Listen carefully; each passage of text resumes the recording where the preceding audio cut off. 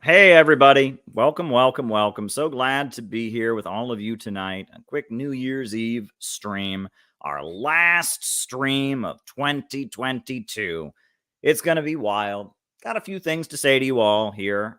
So if you're not out partying, if you are out partying, stop the party and take out your phone and make everyone listen to this. If you're out partying, I'm just kidding. Just do whatever you want, folks. It's going to be a great night. Hit the like button, hit the subscribe button, and hit the notifications bell. Let's do it. Of the American century. I say that the century on which we are entering can be and must be the century of the common man. A radical redistribution of economic power. I mean, we know that racism is just a byproduct of capitalism. Everything would be all right if everything was put back in the hands of the people. We need a government that will make sure Americans are taken care of and organize the economy to serve the people, not the profits of a wealthy few. We now have the techniques and the resources to get rid of poverty. We got to start getting out there with the people. Get out of the movement and get to the masses. We need a government of action.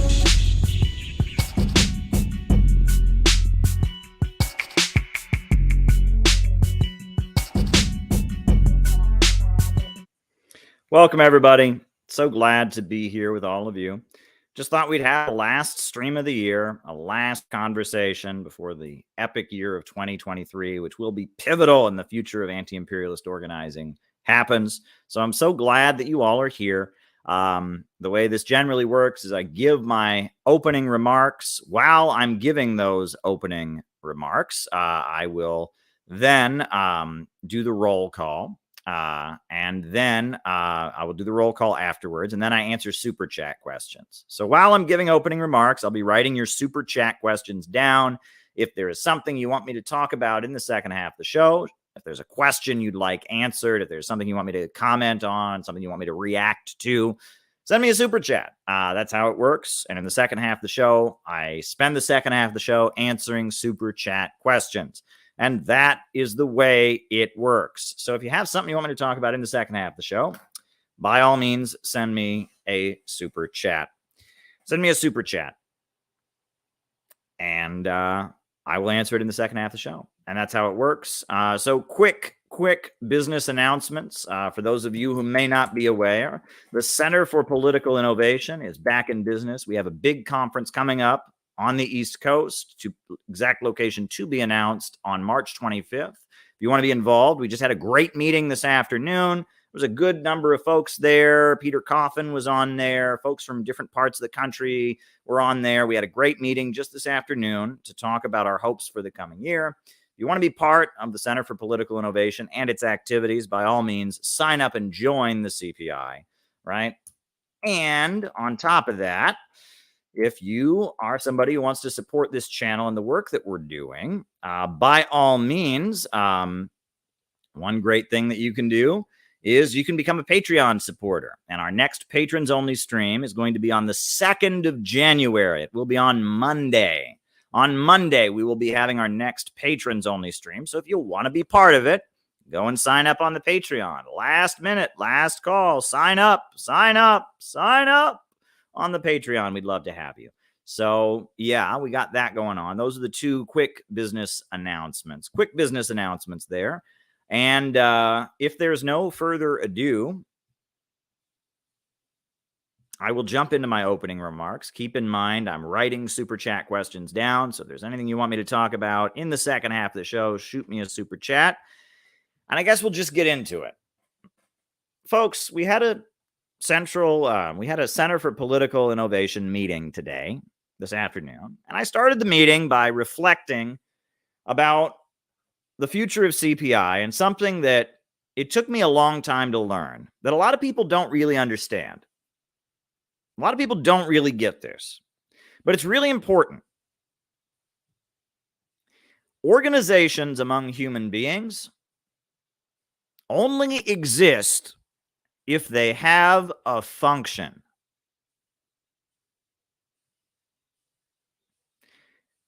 Now think about it for a minute. That should be common sense, but it's not.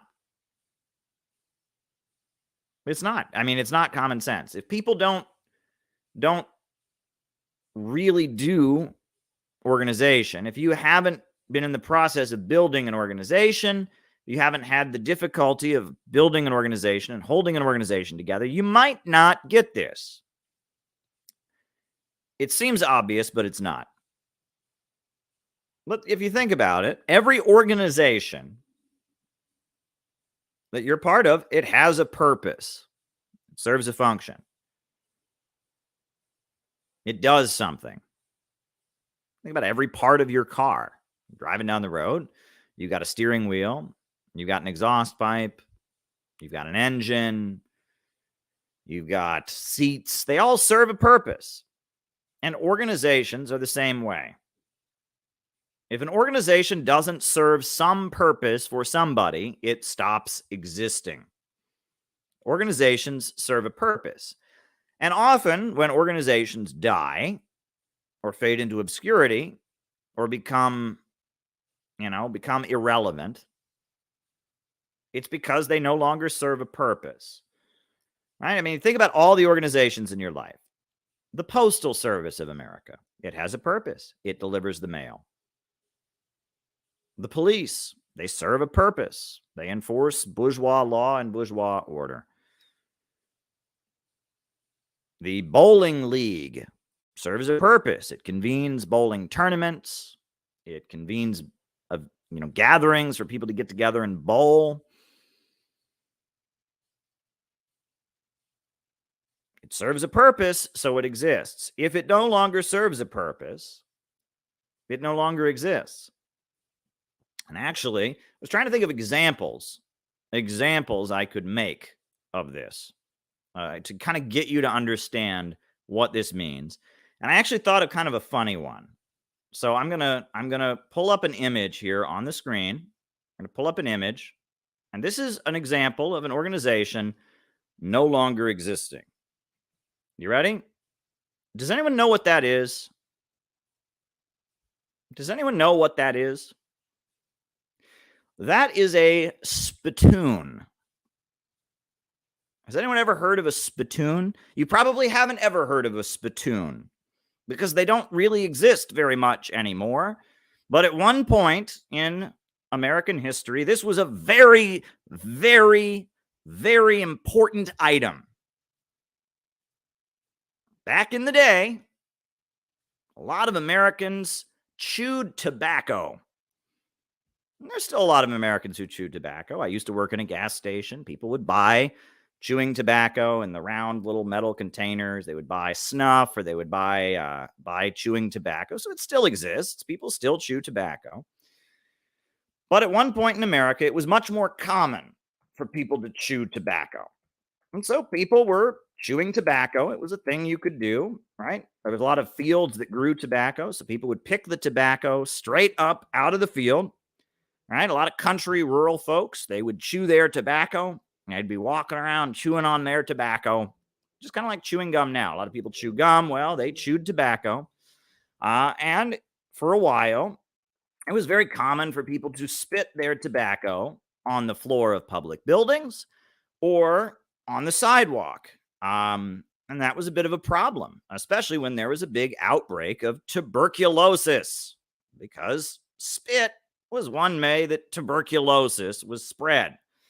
And as a result of the tuberculosis in 1909, this you can't like make this up. This is so hilarious. This shows how far away from this we are.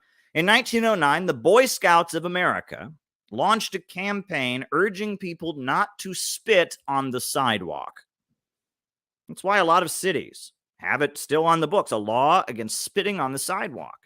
The reason is because in 1909, there was a big problem with people walking around chewing their tobacco, and then they would spit on the sidewalk, and their big hunk of spit would be on the sidewalk, and that would spread tuberculosis.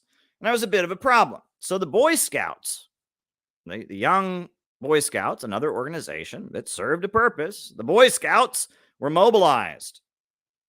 and they were urging everyone not to spit on the sidewalks. A lot of cities passed laws against spitting on the sidewalks. Do not spit on the sidewalk. And then they actually started putting up a poster. This is hilarious. They put up a poster everywhere. And it said, if you expect to rate as a gentleman, do not expectorate on the floor. The term expectorate was a fancy term. The term expectorate. Oh, very good question. Very good question. Writing it down. All right.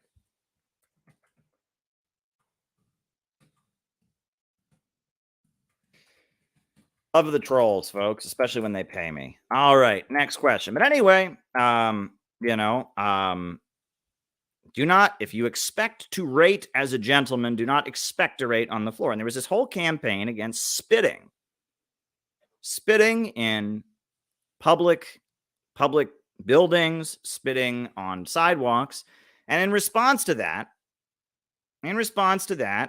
all over the country, public buildings, courthouses, shopping malls, schools, churches, they all got spittoons. And they got these things. And they put spittoons in public buildings so that when men or women, I guess, I think it was only men who chewed tobacco generally. It was kind of frowned on for women to chew tobacco. It was considered unladylike. When men would need to spit out their tobacco, why there would be this tin thing called a spittoon, and they would spit into this spittoon. And they would spit into the spittoon, and the tobacco and the spit wouldn't get all over the floor. And it was a great way to stop the spread of tuberculosis. It was a public health campaign. And that was the thing. And, there were whole factories that manufactured spittoons. And there were associations of spittoon makers. And there were different types of spittoons. Some of them were made out of metal. Some of them were made out of brass and clay. And, all over the United States, in the lead up to World War II, everywhere you went, they had spittoons. And they were just because people needed to spit out their tobacco, they would spit their tobacco into the spittoon. They had them in the halls of U.S. Congress. That is a fact. They had them everywhere. It was just part of American life. They had spittoons everywhere. But now they don't have them. I guess in the lead up to World War II, or during the Second World War, they needed to have, they had a metal drive. They wanted to get all the metal together to make bombs and tanks and weapons. So they started grabbing up all the spittoons and grinding them up to make bombs and weapons, and then they got rid of the spittoons. And so we no longer have spittoons. And those spittoon maker associations and those people, those factories that made spittoons and those spittoon salesmen and everything associated with spittoons went away because, people still chew tobacco, but they just we didn't feel a need to have these things in public buildings and in homes and everywhere for men to spit into. And that was just the end of spittoons. They went away. They no longer served a function. And so we got rid of spittoons. And that's how something that once served a function can just go away. Right? And after a while, there was no need for spittoons anymore. Organizations are like that. They serve a purpose or they don't exist. And I learned this for a long time. Not a long time, a short time. After I left the Workers' World Party, and I was working as a journalist, some people approached me. They said, would you like to start some kind of organization? So I launched, with a few friends, we launched something called Students and Youth for a New America. But for a long time, Students and Youth for a New America was nothing more than a chat group on Facebook. Why? We didn't have a function. We made a website, we had a Facebook group, and that was it. We didn't have a function. We didn't really do much. We didn't have a function, and so we weren't really an organization. If you're an organization, you have to have a function. And once you have a function, you have a real organization. But until an organization develops a function, until it starts doing something, and serving a purpose, it's not really an organization. And there are loads of organizations on Facebook, on the internet, that aren't real organizations. All right? They might have a website, might have a manifesto somebody wrote up, but it's not a real organization. Right? There are many, many people. I think there was some kid on the internet, I remember years ago. He started a new communist party every week. He would make a new Facebook group and announce the formation of some new communist party. But it never turned into anything because none of these internet communist parties he started ever served any function. They were a Facebook group that he created. They were a chat list on the Facebook group, and they never served a function. Right? And this is true for a lot of different organizations. People have it in their head, I'm going to be the leader of an organization. Good for you. But if that organization does not start to serve a purpose and start to function, it's not a real organization. It's just on paper. Organizations do something and flourish and grow, and people join them and they become relevant when they have a function. But when organizations are just an idea in somebody's head, they don't serve a function. And this is what you need to understand. The problem with the communist movement, in my opinion, is that in addition to serving a function, there's a sign that an organization is deeply unhealthy, which is when the stated function does not match the actual function. And I see this. This is the big problem. On the internet, there are loads of people who think they're communists. They tweet out about communism. They maybe buy books about communism. They yell at people on the internet who they disagree with about communism. But in terms of communist organizations, there aren't that many of them left. There used to be a lot more. I remember years ago, I would go to these big anti-war rallies in Washington, D.C. On every different corner, there was another communist group. There was this Trotskyist group and this Trotskyist group and this anarchist group. And there were a million of these little communist groups. Most of those groups no longer exist. But in the United States, there are all kinds of people who are very interested in communism, all kinds of people that are very interested in Marxism and you know, a lot of people on the internet talking like they're Marxists and socialists and communists. But very few of them are involved with any organization. And the few organizations that exist, there are a few, DSA, PSL, CPUSA, Socialist Alternative, the few groups that exist are not honest about their function. Take, for example, the Communist Party. Let's go over the history of the Communist Party. In the healthy years of the Communist Party, in the 1930s, they knew their function very, very well. There was a labor movement in the United States. Workers on the job were organizing. Unions were a growing thing. And the upper levels of the labor movement were run by the American Federation of Labor and included a lot of people that were involved in the Socialist Party. And they wanted to only organize quote-unquote skilled workers. And they opposed the Soviet Union. And they supported the U.S. government in its wars. And so the Communist Party was an organization that brought together people that wanted to organize the unorganized. They wanted to go lower and deeper to the real masses, and they wanted to organize unions among the lower level of the workers. They wanted to build a more radical labor movement, and they supported the Soviet Union. And that's what the Communist Party was. It was to build a labor movement among the poorer workers, among the unskilled workers, as they were labeled by the AFL, and it was to organize them to be anti-imperialist, to not support the U.S. government in its wars, to stand in solidarity with the Soviet Union. And because that was a real function, the Communist Party flourished in the 1920s and 30s because it served a real purpose. They built the Trade Union Unity League. They organized the sharecroppers of the South. They organized the coal miners of Pennsylvania. They organized the fruit and the migrant workers of California. And they organized people to carry out a real purpose. And they served a real function. And they were aligned with a real country called the Soviet Union. And when the Great Depression happened, they formed unemployment councils and they built these huge rallies of the unemployed and of the veterans. And they were rallying them to support the Soviet Union, to be against the U.S. government and its wars. And they were teaching them an ideology, and they had a pretty clear function.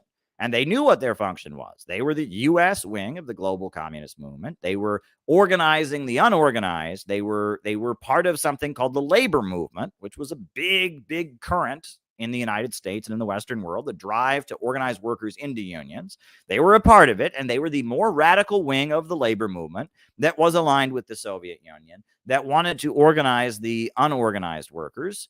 That was the purpose that they served, and they flourished greatly because they served that purpose. They knew what they were doing, which was organizing the workers and building support for the Soviet Union and opposing the U.S. government in its wars. Later, it became building a united front against fascism and building a labor movement that could back up Roosevelt against the fascist threats against him. They knew what they were doing. They were open about what they were doing. If you read the pamphlets of Earl Browder or William Z. Foster, they knew what they were doing, and they did it. And it worked out pretty well. But nowadays, the Communist Party is not honest about its real purpose. The Communist Party, your typical member of the Communist Party, if you ask them, what is the purpose? What is the function of the Communist Party? Well, they say, we're a communist party. We're going to spread socialism. We're going to make America socialist. But if you look at the day-to-day activities of the Communist Party, that is not what they do. The Communist Party is an organization that campaigns for Democrats, mobilizes people who are interested in Marxist ideas to be foot soldiers for the Democrats. And it also functions as a vehicle for convincing forces in Latin America and forces in China and Vietnam that are anti-imperialist, that the Democrats are their friends. And that's the purpose that they serve.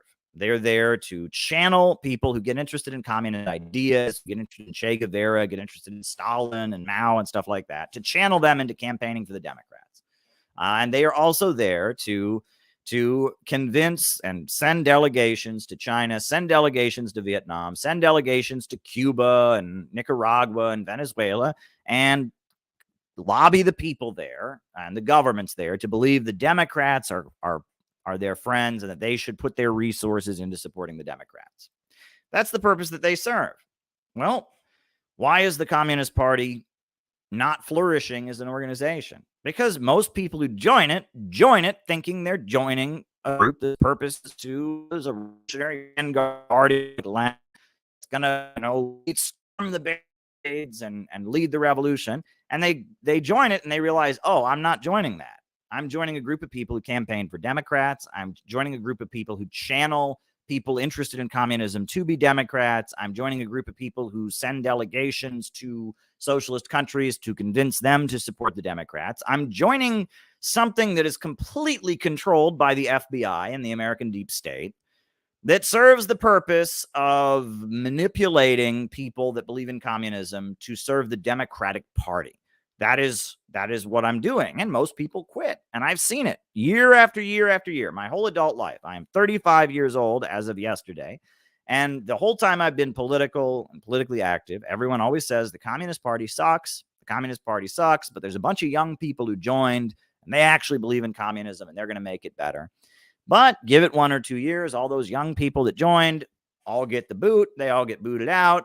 And the Communist Party still sucks. But then there's a new crew of younger people who join who actually believe in communism and get booted out. And that really, when the Communist Party was re-legalized by the U.S. Supreme Court in 1957, Yates versus the United States, it came back into existence under the full supervision of the FBI. The FBI said, you can exist, and you can have an office right here, and you can do this, and you can't do that, and we are watching your every move. And Gus Hall, he got out of federal prison, and they opened up an office in Manhattan, and they were allowed to function again very carefully with the FBI and American intelligence breathing down their neck and saying, you can do this, and you can't do this, and one step out of line, and you all go back to the slammer.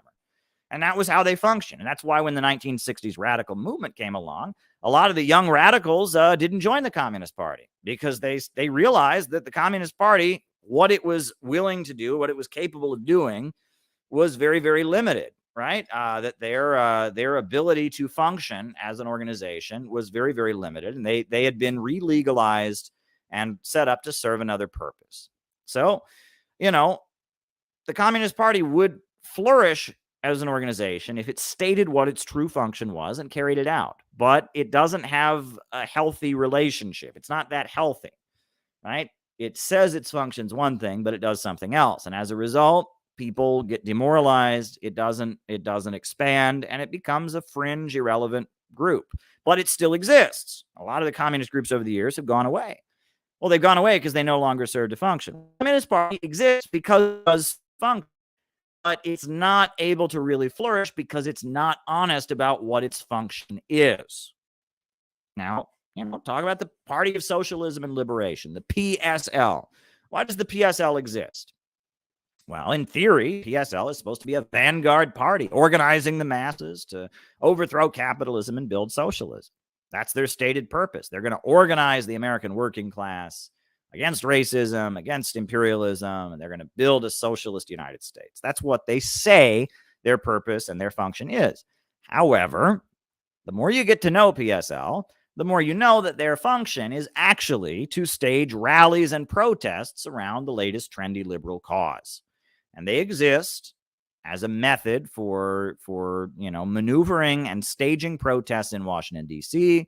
And unlike the CPUSA that focuses on campaigning for the Democrats, PSL, on the other hand, stages liberal protests and rallies. And it's a way of fundraising for the leaders of the PSL. They bring in a healthy, fancy income.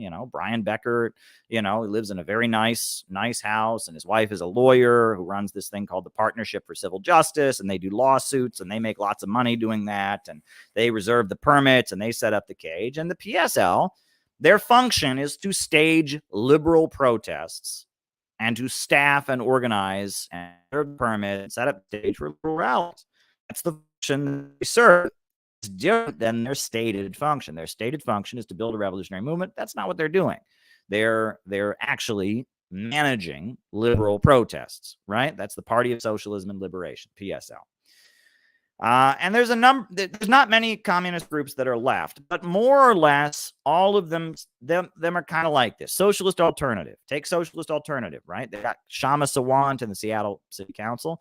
Socialist Alternative, their stated purpose is to be a socialist organization to move the United States towards socialism. But what they actually represent is an association of people that are aligned with the labor unions, right? They represent a group of people who they organize protests, they get Shama Sawant elected to office to back up the labor union bosses, right? Whatever the labor union bosses are doing, Socialist Alternative does it louder. And part of what the labor union bosses are doing is demonizing China. So Socialist Alternative will have protests and demonstrations against China because that's what the labor union bosses say to do. When the labor union bosses were organizing their fast food forward campaign, they organized it. Well, labor unions are good, so it's not wrong what they're doing, but they're not being honest about their function. They're not being honest about what their function is. The function that they serve is not to bring socialism to the United States. Their function is to, be the political wing of the labor union bureaucrats. Oh, I got a super chat here. Have you seen the episode of The Simpsons that takes place when Mr. Burns wants to take power in the dental unions? All right, writing it down, Chris, and thank you for the super chat. Much appreciated. Much appreciated. And I continue writing down super chats. But, that is the function that they ultimately serve.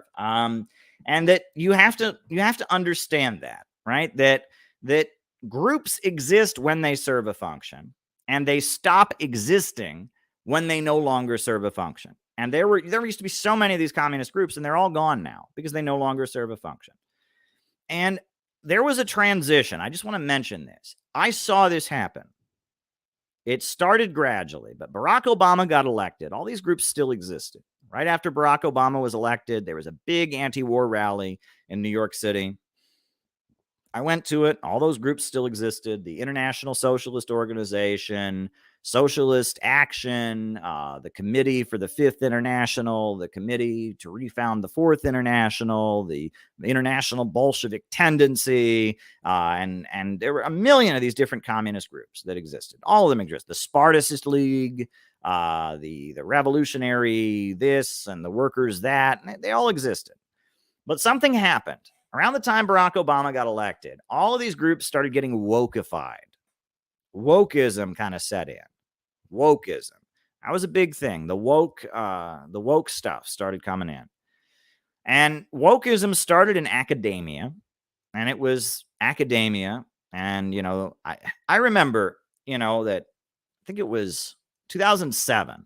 They had a U.S. social forum in Atlanta, Georgia. And I was a young 19 years old. I went to the U.S. social forum in Atlanta, Georgia. And I went to it, and it was a big gathering of people.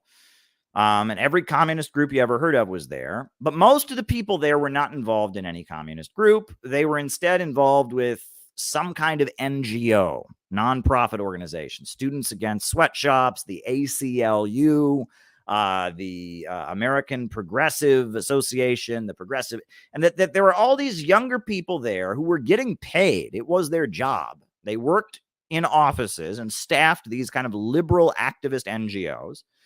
And they were there, and they had this big gathering in Georgia, the U.S. Social Forum, with all these workshops. And I remember walking through the U.S. Social Forum and realizing there's all these people here, and they ain't communists, right? All the communist groups were there pandering and trying to recruit people. But there was a crowd of people that were all 5 or 6 years older than me. They'd gotten out of college. And they were repeating wokeism. They were repeating the standard, what the stuff that we all hear now, that's everywhere now, about white privilege and cisgender privilege and a patriarchal society and, all of the Judith Butler stuff. They were repeating that. Right. And it was, and a lot of them would tell you that they're anarchists. They'd say, oh, I'm an anarchist. But in practice, they're functionaries of the Social Democrats. They work at some kind of liberal NGO. They get paid. It's, what is it? Like there's like law groups, Lawyers for Justice or the Center for Constitutional Right. They work at they have some kind of job at some kind of well-funded George Soros, Goldman Sachs funded liberal activist-y LGBT rights, transgender rights organization.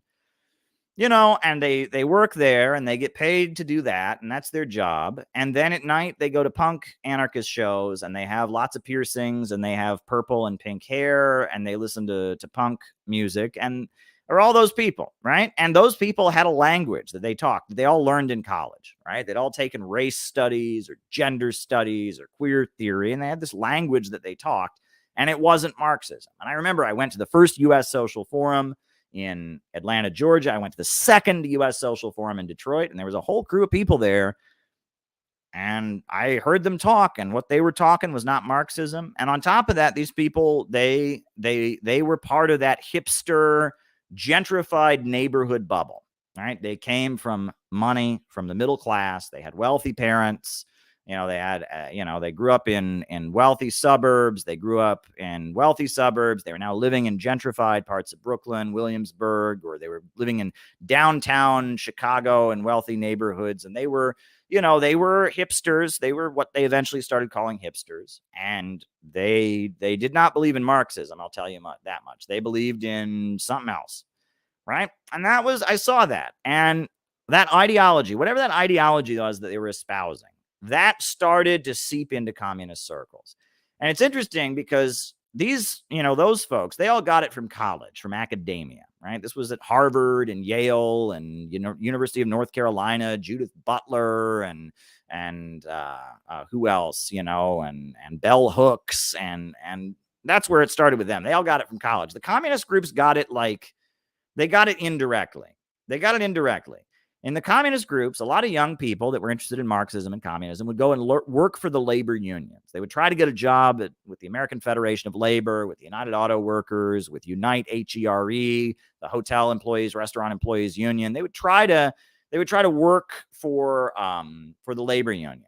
And the labor union bureaucracy started hiring academics to do their trainings. And all these kids that were fresh out of college, that were middle class, that got interested in communism, they would all try to get jobs working at labor unions. And the labor unions would hire these kind of woke college professors to train train young kids, train college-age kids to be labor union staffers by doing these weird woke shop exercises where they would talk about their privilege, and they would talk about, they would share their dark personal secrets, and they would cry, and it was so emotional, and they would feel guilty, and it was like kindergarten for adults, right? And it was, do you hear me clap once? If you hear me clap twice, and it got weird. And so young people that were in communist groups would join the labor bureaucracy and would get hired by the labor unions, and they would learn this crap, this non-communist ideology, this non-communist way of operating, this sensitivity training. I don't know what you want to call it. They would learn that. And then they would join the communist groups, and all the communist groups were kind of having a bit of a crisis because they didn't know what their function was. And so the communist groups these young people would say, ooh, I learned this great way to organize when I went into the labor union bureaucracy. And CPUSA, their events started sounding like this. And the Workers' World Party that I was in, gradually our events started sounding like woke shops. There was a whole crew of people from North Carolina who came in, and suddenly our internal meetings would turn into kindergarten, where we'd throw the bouncy ball, right? You couldn't raise your hand to say something. No, we had to throw the bouncy ball. And, it started turning into wokeness, and all the communist groups got wokeified, right? The woke stuff just kind of seeped in there. And some of them pushed back a little harder than others, right? Some of them pushed back a little bit harder, writing it down. Right. Some of the groups, to their credit, pushed back pretty hard. Some of them didn't. Some of them didn't, though. Some of the groups, they were just determined that they're going to prove that they're the most anti-racist, and that, so they didn't push back. But some of the groups pushed back harder than others. But regardless, the whole communist movement turned into Wokism, basically, after a while.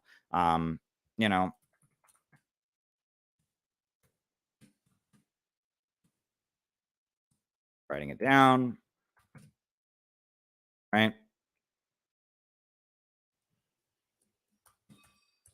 I do agree. I'm writing it down.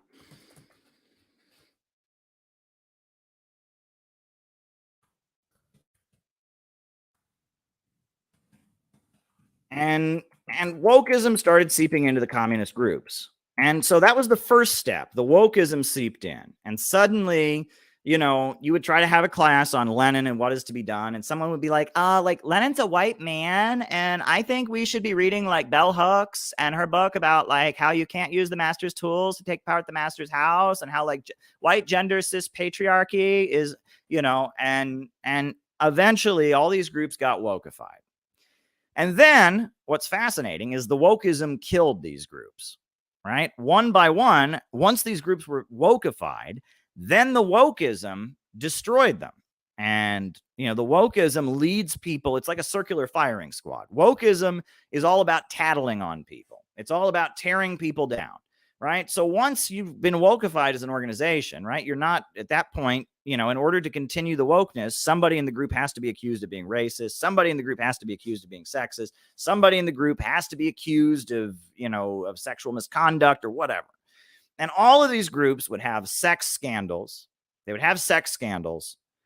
And the sex scandals, this happened to the Freedom Road group too. I mean, I know people that were sitting there and watched them have a 3-day debate about, whether or not trans people who pass have cis privilege or not, right? And after a while, all of these groups, they would get wokeified, and then the wokeness would lead to allegations and sexual drama and I don't know what. The wokeness would lead to conflict, and then the groups would collapse, and then they would collapse. And when they collapsed, a lot of them went into the DSA, and that's particularly fascinating. They would collapse, and then they went into the DSA. Haymarket Books, which was the entity, the financial entity that paid for the International Socialist Organization, it still exists. And all the people that were in the ISO, the International Socialist Organization, they all still exist. But for whatever reason, now they're all just DSA. They're all just members of the DSA. And this happened a lot. A lot of these groups, they just collapsed into DSA. And, some of the groups that I went over, they still exist. but they serve a function other than their stated purpose. They serve a function other than their stated purpose, which is very confused. And because they're not honest with themselves and honest with their members about what their function and their purpose is, they eventually fall apart. And it's not that they eventually fall apart. They don't blossom. There's always going to be a Communist Party USA. Let me emphasize that. Even if not a single person ever joined, the FBI would make some phone calls and they would still have it function. Because they need people going to China. They need people going to Vietnam. They need to be able to point to the United States and say, you in China, you don't allow an American capitalist party, but we allow the Communist Party to exist. The Communist Party, the U.S. government has to have the Communist Party exist. It has to exist, right? If not a single person ever joined them, they would make it exist anyway, just because it serves a function, right? Now, some of these other groups, they might go under, but they continue to serve a function, but they're not honest with themselves about what the function is. They don't realize what their real function is. They're delusional on the one hand, and on the other hand, they're not honest with their membership about what their function is. They've all found something to do, right? And the groups that haven't found something to do have just gone away. The Spartacist League, they haven't published an issue of their newspaper in years. Like since the pandemic started, if you go to the Spartacist website, Workers Vanguard or whatever, they have not published anything. I think they have like one leaflet, don't vote for Biden. This is a group that no longer has a function. And I guess it still exists, but I mean, I go to their website, spartacist.org. There's no updates, right? Like it, and that's because it doesn't have a function. They used to have a function, but that function went away. And so now the organization, the International Communist League, the Spartacists, right? Go to their website. The last issue of Workers Vanguard was published. The last article they have is from October of 2020. It's about to be 2023.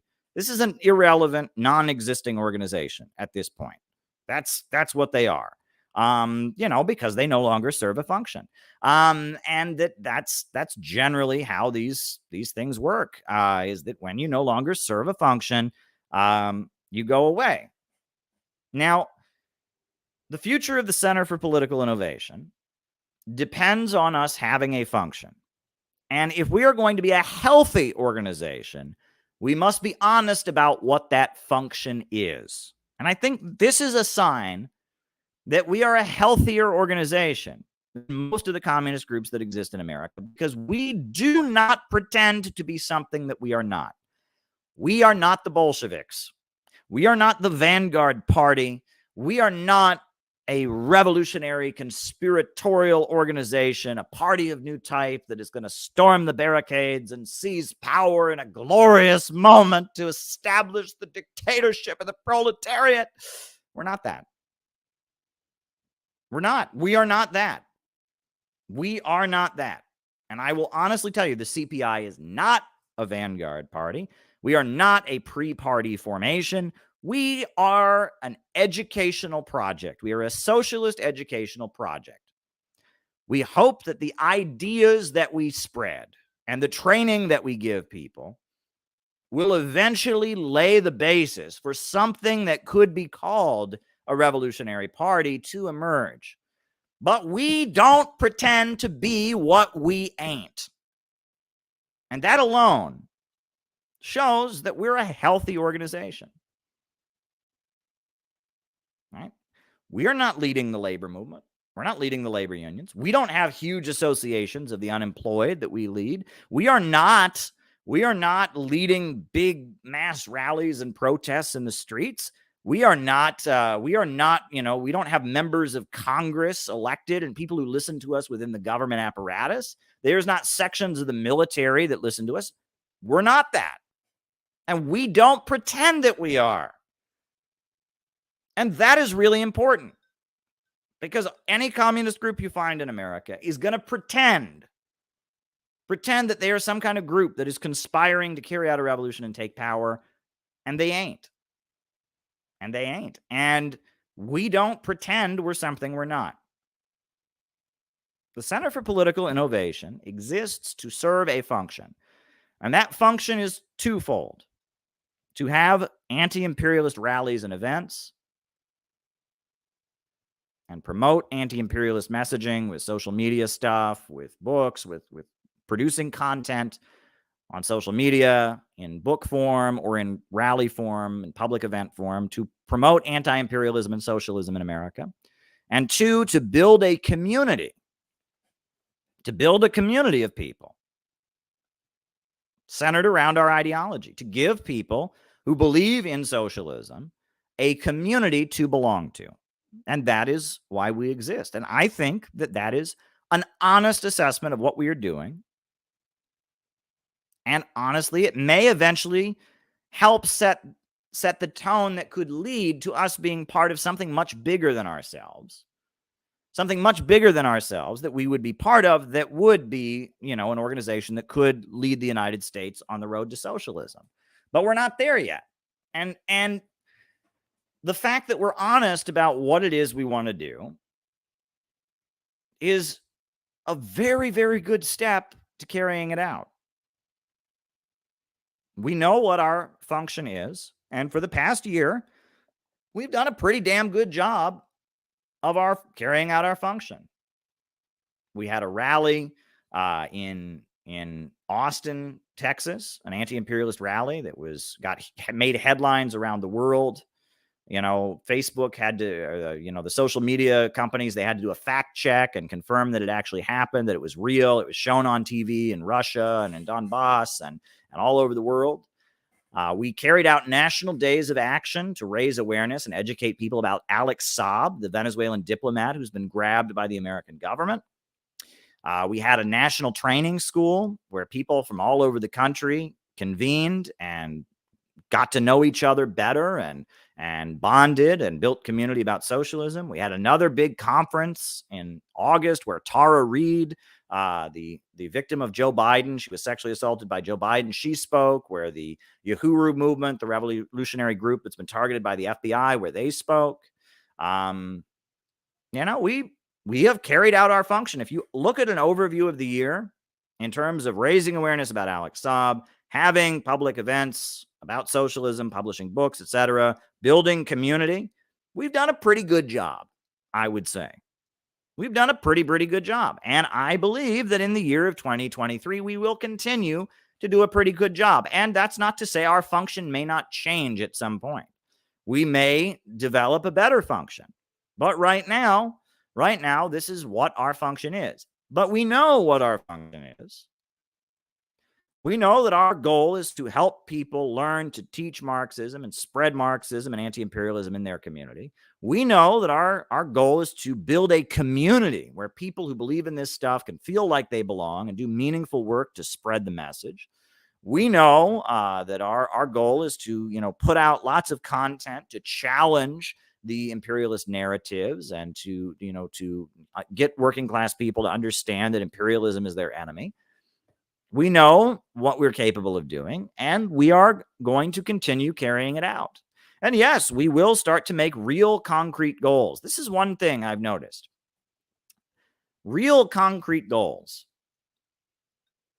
is something that's widely missing in communist groups. Their goal is the revolution. Their goal is to sell more newspapers or something. They don't have real concrete goals. Well, we as CPI, as we continue to function, we've got our March 25th event. We're going to have real concrete goals around that event, what we would like to set. When we start to, convene meetings and the planning of that, we're going to make specific goals for that event. How many people do we want to recruit? How do we want this event to have an impact on American discourse and dialogue? How do we want this event to impact our organization? We're going to make concrete goals, and we're going to try and achieve those goals, right? That's what we want to do. Okay.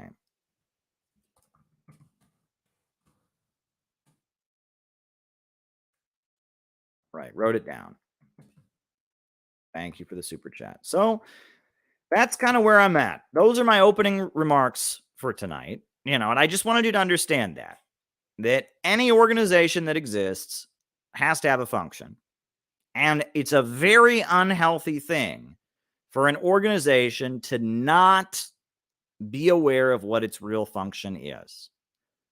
And the Center for Political Innovation, in this way, is far more mature and far more capable of actually carrying out its stated goals and achieving its purpose because it knows what that purpose is.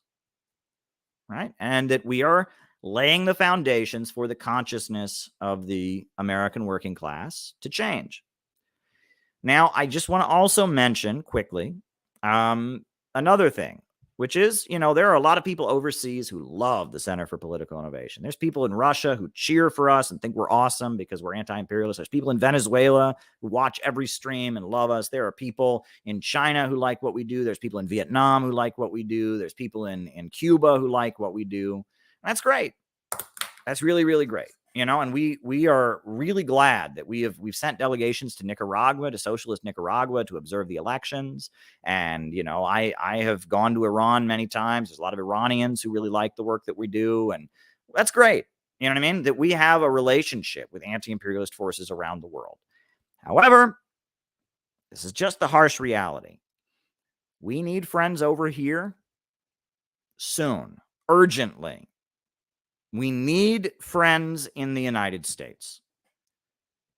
If we do not start entering some real alliances with real forces in the United States, and no, I'm not talking about dudes on the internet who wear Che Guevara hats. I'm talking about people in the United States that, have resources and have real organizations. If we do not start aligning ourselves and becoming useful and entering strategic alliances with real forces in America, the U.S. government will crush us. They will crush us, right? It's great that we have allies around the world, and I am not ashamed of that, and I think it's a good thing to do. We need revolutionary internationalism. But if we are going to continue to be able to exist and to carry out our function in America, we have to do it not only in alliance with the forces of imperialism around the world, but we have to find friends over here. We have to find friends over here. And if we don't find friends over here soon, we will be crushed. And, we endured a very serious attack, this year, but we've recovered from that. We're functioning again. That's good. But if we are going to not just have the U.S. government just crush us, all out crush us, we need to develop friends over here. We need to have ties within the American power structure as well. There need to be American business owners who like the work that we do. There need to be, political figures, people in government who maybe they don't agree with us about everything, but they like what we do. That's just the reality. There need to be allies. Now, the first step I've taken in that direction is my efforts around the Korean Peninsula, talking to forces who want to restart the Trump-Kim or the U.S. negotiations with North Korea. That's the first step. That should just be the beginning. We need to actively be finding people in America who agree with us on something, and are willing to work with us. And honestly, I am open to hearing what people have to say, but we need to have our organization start to be useful to people in America, or else we will be crushed.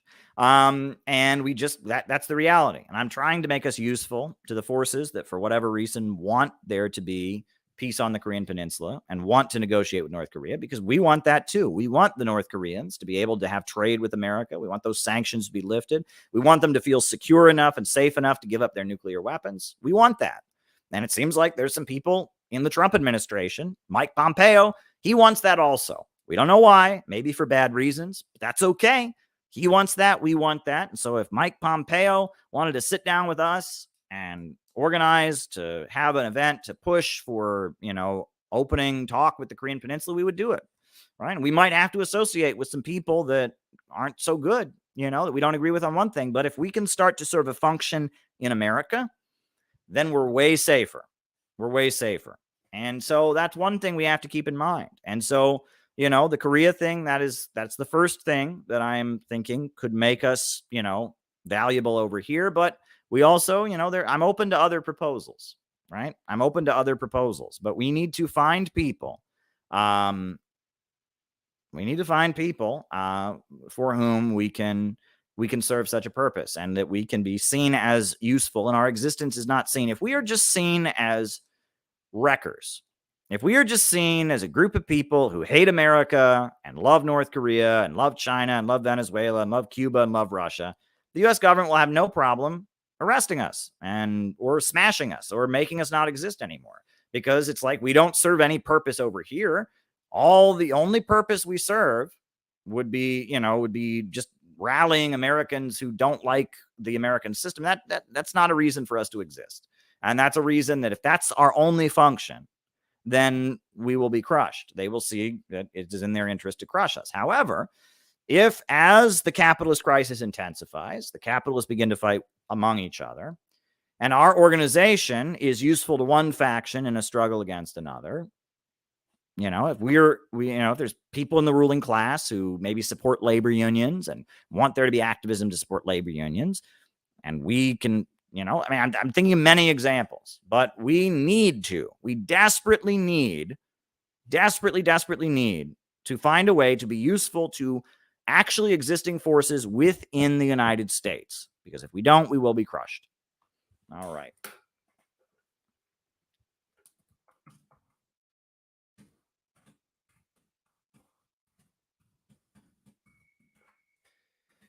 And that I'm just being real with you all. So as we continue to function as an organization, as we continue to build community around our ideas and our ideology and our anti-imperialism and our socialism, as we continue to put on events and produce content, we need to keep in mind what our function is and how we can more effectively carry it out.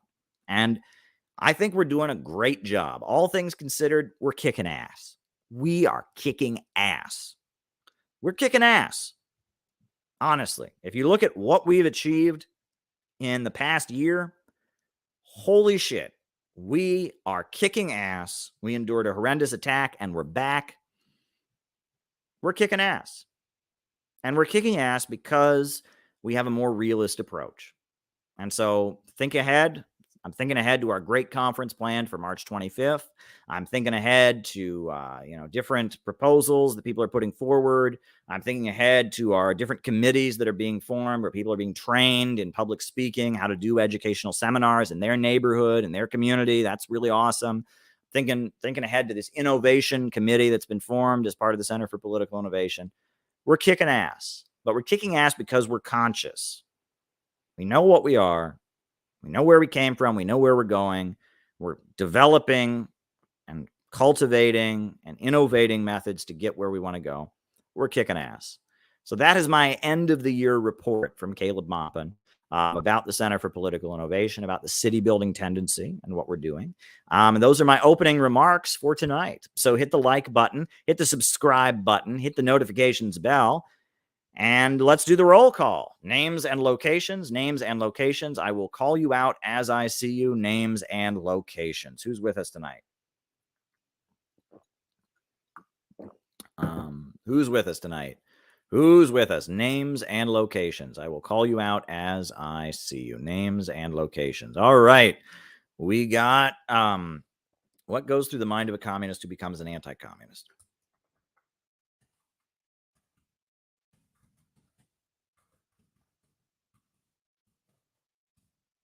All righty. Very good. Okay. Hold up. All right. Korean solidarity guests at the next conference.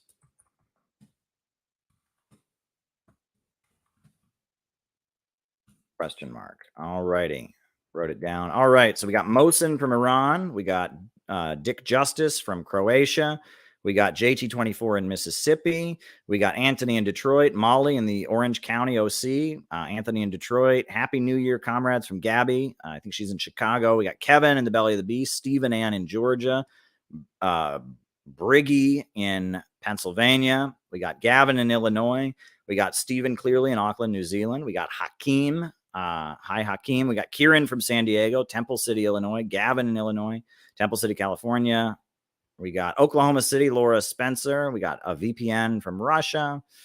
Very, very good. Very, very good. We got Carlos in Anaheim, California. Very, very good. Glad to have you with us. Glad to have you there. We got St. David's, Bermuda. Very, very good. Glad to have you. Glad to have you with us. We got Long Beach, California, Lightning Trail. Cleveland Pirate Alex is with us. Andrew in Canada. All right. We got Lex and Crystal in San Antonio. We got Carolyn and Dario in Brooklyn. Happy New Year. Very good. We got Micah in Las Vegas. Happy New Year from Cumberland, Maryland. Very, very good. We got A Better America from Michigan. Very, very good. Very, very good. Anyone else? Names? We got Quinn and Meredith. They're loyal watchers. They're always watching us. Well, shout out to you all. Quinn and Meredith in Washington State. We got New York City, Ventrose. We got Corhan from Turfan. New Year's from Australia. New Year's. Is that like an accent? It's near yes, right? So there you go. Lisa, shout out to you, David Fox, good friend. We got Curly in New York. We got, is this the real Hakeem? I'm right here. Johnny Blaze is with us. Very, very good. Brodeen Funderbunk in Atlanta. We got Tom G in Switzerland. Good stuff, folks. Good stuff. And you are all so loved. I said on my last stream that these streams are like a breath of life for me. This is like the best part of my day is when I get to stream with all of you. You guys are like a community. We have our running jokes, and that this is not just me talking into a camera. If this was me talking into a camera, it would be you got Yada Yisrael in Chicago, Riverside, California, Alex in Brazil. You know, if I just wanted to talk on here, I would just talk into my camera and upload it. But the reason we do live streams is because it's interactive. You guys ask good questions, you engage with me, and it's really great what you do here. Ren Sten in Texas, Rondu in Romania. There we go. There we go. There we go, folks. There we go. So yeah, I guess I will do the couple business announcements real quick, just so we have them. You know, this is from, you know, for all of you who may be interested, the next patrons only stream is going to be on January 2nd, Monday. So if you want to sign up for the Patreon to be part of that, now is the time. Go and sign up on Patreon to be part of our next patrons only stream. And if you want to be a member and help us carry out our function and carry out our activities, we would love to have you join the Center for Political Innovation. And we just had a great meeting this afternoon, and we are excited about what we're doing in the new year. So by all means, become a member. We'd love to have you. There you go. So now I will start answering people's questions. The first question I received was an obscene one. It was someone asking that if they had only had oral sex, are they still a virgin? And that is my understanding is yes. That you know, based on my understanding of how these things apply, the answer is yes. Now, the person meant that question to be obscene, to be gross, and to be a trolling question. And, you know, whatever, you know, thanks for the money. I don't really care. But if anyone else has any gross questions, they can ask them. So there we go. Next question. Have you ever seen the Simpsons episode Last Exit to Springfield? The episode takes place when Mr. Burns wants to take away the power plant's dental plan. And if he has a strong labor struggle message and union message, if you haven't seen it, you should. I would love to see that. I have not seen that episode of The Simpsons. Simpsons is a show that has been on TV for years. It's been on TV for years and years and years. And there are some classic episodes, like the Stonecutter episode, where he joins like the Freemasons, but it's actually the Stonecutters. You know, it's a secret society, kind of makes fun of these fraternal groups. That was pretty funny. You know, The Simpsons, there's some pretty funny episodes that they have over the years, but they have been going and going and going. And so there's many episodes I have not seen. That is one I haven't seen. You know, that is one I have not seen. So there you go. Did I see Xi Jinping's New Year's address? No, but thanks for the tip. I will watch it, and maybe we'll watch it and react to it on our next stream. Actually, that's a good advice. I didn't think of that. So maybe that can be something we watch on our next stream. I didn't catch it, but that would be pretty neat. So maybe that's something. I'll go watch it and see if it's something we want to have on here, right? Because I have great admiration for Xi Jinping as a great leader of an anti-imperialist country struggling to raise people up out of poverty. So yeah, there we go. There we go. That's something good. Now, someone said that they did a Unite HERE internship, and they agree that it's just a wing of the Democrats. Yeah, and I mean, many people, I've gotten emails from people that watch these streams that are currently working in, you know, in one of these labor unions. They tell me that the woke atmosphere is terrifying. People turn in each other and tattle on each other. They create an atmosphere where people are spying on each other and the woke shops, and everyone's a racist and everyone's a sexist, and it's really a nightmare. It's really, really a nightmare. The atmosphere, the Democratic Party, and the woke fascism is really disgusting. You can't hold an organization together. You can't believe in anything. You can't. I mean, it is toxic, right? And we want the American people hate it. The broad masses of people hate it, and we see that at this point as the main threat. Now, it could change, but right now that is the main danger. So someone said, tell me what you think of the Zapatistas. Well, the Zapatistas are an indigenous grouping in Chiapas that is struggling for the rights of the indigenous people of Chiapas, which is a region of Mexico. And they draw from anarchism. They draw from Marxism and Leninism. They also draw from a variety of different revolutionary ideologies, but they have areas that they control, and they are a leftist movement in Mexico among indigenous people. All right, thoughts on the Marxist critique of cultural economy, games, movies, music, etc. Seems to be lacking, and identity politics hurt in the 70s.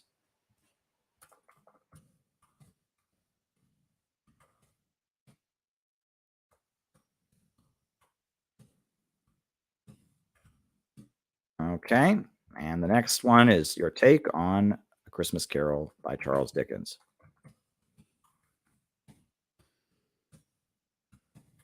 All righty.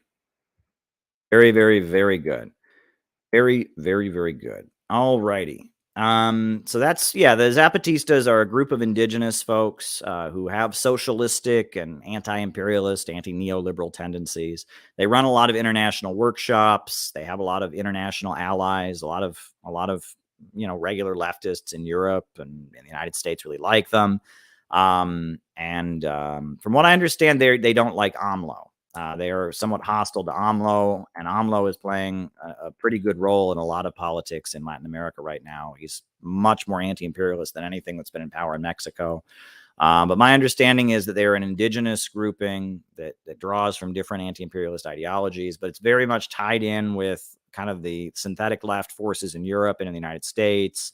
And that, that they emerged kind of in the 90s as an indigenous rights activist group for the rights of the people of Chiapas. So, I'm not denouncing them, but I will say that a lot of the forces in the United States that are synthetic left, a lot of anarchist kind of forces, a lot of them really love the Zapatistas. They really love them, and that is a sign that if you really want to be a revolutionary, I would go to an anti-imperialist country. Go to Nicaragua. Nicaragua, you can go there. You get a flight. Go to Nicaragua. There's plenty of internships there with the Agricultural Association. Go to Nicaragua. Go to Cuba. Go to Venezuela. But, that's my advice, right? I would try to go to the existing anti-imperialist states, not to an anti-capitalist grouping within Mexico that is somewhat hostile to the president, who's kind of anti-imperialist. But I could be wrong. Maybe there's somebody watching this from Mexico who says I have things wrong. But just the way I see it, I would recommend going to an anti-imperialist state. That's my advice. All right. What goes through the mind of a communist who becomes an anti-communist? Well, a couple things. Eldridge Cleaver is the greatest example of that. Eldridge Cleaver, if folks don't know who Eldridge Cleaver was a prisoner in California. He was in prison for rape in California, and he was black, and he started writing essays about being a black man and his black identity. And he started writing essays about it, and Ramparts magazine, which was an anti-imperialist, socialist magazine in the Bay Area, started publishing Eldridge Cleaver's writings. And eventually his sentence was up and he was released from prison. And when he got out of prison, he joined the Black Panther Party. And Eldridge Cleaver, he was this outspoken black revolutionary. He wrote a book, his writings from prison were compiled into a book called Soul on Ice, which was very widely read. Which is, he talks about a lot of different things and about the black experience. He was leader of the Black Panther Party, and he led an ultra leftist. There was a split in the Black Panthers. He advocated, left adventurous terrorism, urban guerrilla warfare against the American government. Huey Newton, he advocated a different program of survival pending revolution, build the free breakfast program, etc. So there was a split. And Eldridge Cleaver, because he was involved in, this left adventurous stuff, he had to flee the United States. It's funny.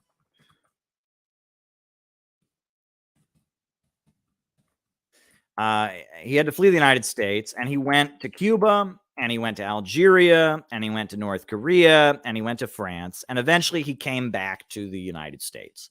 And when he came back to the United States, you can watch this like 2-hour tirade against communism he gave in the 80s when he came back to the United States.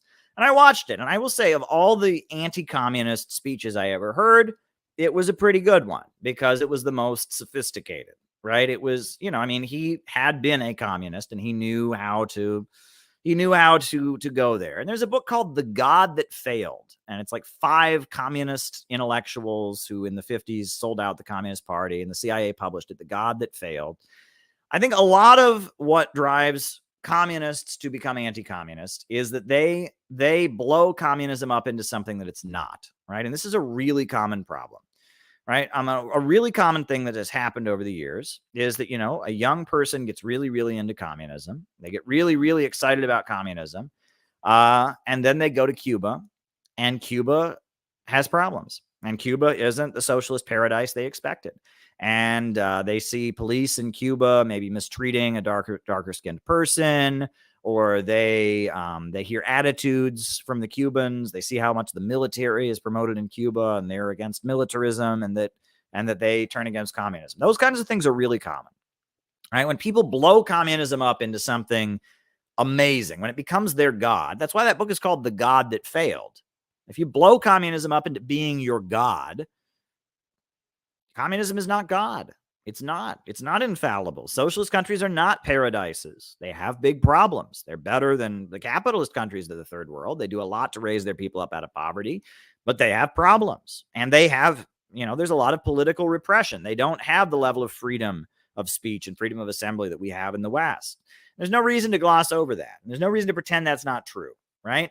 But the problem with Eldridge Cleaver's speech, if you listen to it, right, and I listened to it, and I thought it was a convincing, testimony from an ex-communist. The problem with it was that he assumes, again, it falls into this fallacy that freedom just magically arises. He doesn't understand that, yes, these countries like North Korea, like Cuba, China, the Soviet Union, they did not have the level of freedom we have in the West. That's true. However, they were also in very, very different conditions. And the only reason that we can have the level of freedom we have in the West is because this society is so stable. And it has, the exploitation of the third world has gone on for so long. There's so much wealth here that they can have enough of a stable society that they can let people openly, be critical. But keep in mind that as the USA is deteriorating, our freedoms are gradually slipping away. Look what they're doing to Julian Assange. And look how ththey've targeted the Uhuru movement. They're expecting indictments. This is just a black revolutionary group they're alleging is tied to Russia, and they're going after them, right? And that the Patriot Act, and that as the USA deteriorates and becomes less stable, our freedoms are slipping away. That in any society, freedom is related to how stable the society is, number one, and it's also related to how much how safe the regime feels and how much wealth there is in society. Throughout the 1400s, no one in the world had talked about freedom of speech, freedom of assembly, freedom of religion until like the 1400s in Europe. And why was that? Is that because people were just evil until then? Of course not. Of course not. It was that never had a society emerged that had the level of abundance necessary to have that level of freedom. And that this is a really important thing for people to understand is that social forms, monarchy, slavery, feudalism, capitalism, social forms are based on a certain level of development. Hunter-gatherer civilization, it existed because at that point, that was the level, that was the way people existed. They were hunters and gatherers, and they hunted and they gathered, and it facilitated a certain social form, the tribal society. And then as it became necessary to move to a higher mode of production, as humans got too good at hunting and gathering, they started growing crops and domesticating animals, new social forms existed. And that the socialist countries that are building socialism on an extreme level of impoverishment, that are surrounded and attacked and in a military situation to survive, they don't have the luxury of being free and open societies.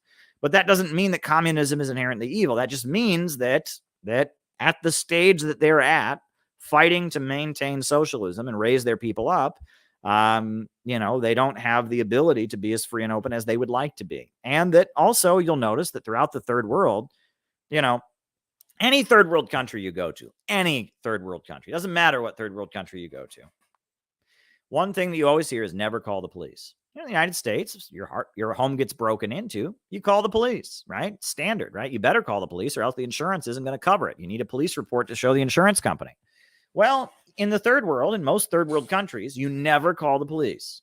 Why? Because the police will show up and they will demand a bribe. And if you don't give them a bribe, they will make something up and they will beat the crap out of you and take you to jail. And it's like that. You go all over Latin America. You go to Ecuador, you go to Bolivia, you go to any third world country. That's one of the first things they'll tell you is, it's not America. You can't call the police here. And if the police show up, they want a bribe. And if you don't got a bribe for them, you're in deep shit. And it doesn't matter if you did anything, right? And that's how they exist. Well, police in the United States are awful. We have a big problem with police brutality, and there's all kinds of corruption in our police departments, but it's not that bad. It's not at that level. It's not at the level that if the police come to your home and you don't have a bribe, you're automatically going to jail. It's not that bad. It's close in some areas of the United States. In some working class neighborhoods, especially African-American neighborhoods, it is that bad, right? It depends, right? But, and there's this recent issue with what they call civil asset forfeiture, where the police, they seize people's cash. If people are driving someplace and they have a lot of cash and they get pulled over, the police will just seize it for themselves. You can read about civil asset forfeiture. So there's stuff like this starting to happen as the USA deteriorates. And, but we're not at the point where it's that bad. We might get there at some point, but we're not there yet, right? But that's based on the level of development in the third world, right? And that's just at that level of development, that level of instability, the police are going to function in a very, very, very different way. And the way that they're going to function is going to be one of and that in the third world, in a country that has an extreme amount of poverty, in a country where drug gangs and terrorist groups are battling against the existing government on a daily basis, you just can't have a free and open society. You're going to have a society that's going to have a lot more corruption. You're going to have a society with a lot more brute force and authoritarianism by the regime in order to stay in power. The death penalty. I'm against the death penalty. If it was up to me, we would get rid of the death penalty. And the way we do the death penalty in America doesn't make any sense, right? The guy, he has to either like murder a child or murder a police officer or murder somebody in like the most gruesome way ever. And then he goes to trial, he gets convicted, he gets sentenced to death, and then he waits 20 years for all the appeals to go away, and then he finally gets executed. No murderer is sitting there going, oh, gee, I better not do this, or then they'll arrest me and I'll have a trial, and maybe 20 years from now, they'll give me the death penalty. Nobody does that. It doesn't have a deterrent effect. So the death penalty in the United States exists almost as a political favor to the police. That's the only reason we have it, right? Is that police, they really want it to be that if you kill a police officer, you get killed. That it's like a favor to the police.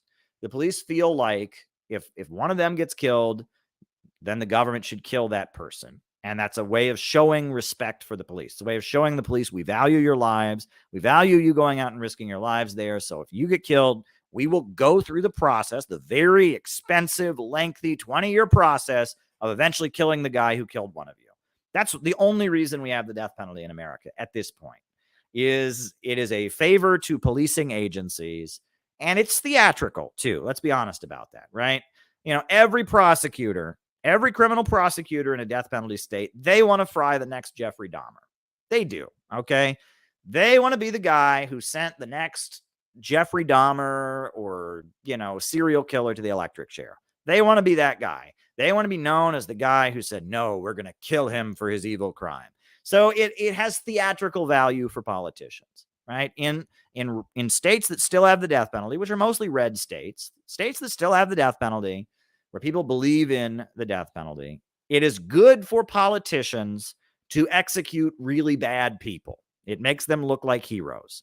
You know, I mean, that's just the reality. It makes them look like, you know, if you're the governor of Texas, somebody in Texas, you know, cuts up a bunch of kids with a chainsaw, right?